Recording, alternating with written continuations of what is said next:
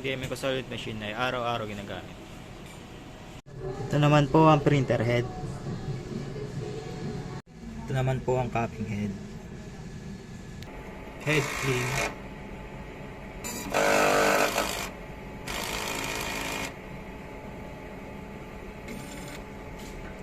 Punasan ng wiper.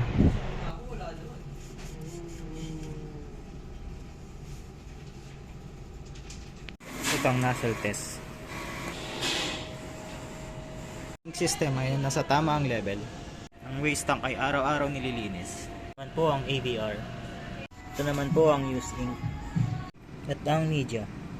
Ito po ang nagamit sa cyan, sa magenta, sa yellow, at sa black. At ang daily output record mula May 16 hanggang May 22 na may total na 16 meters.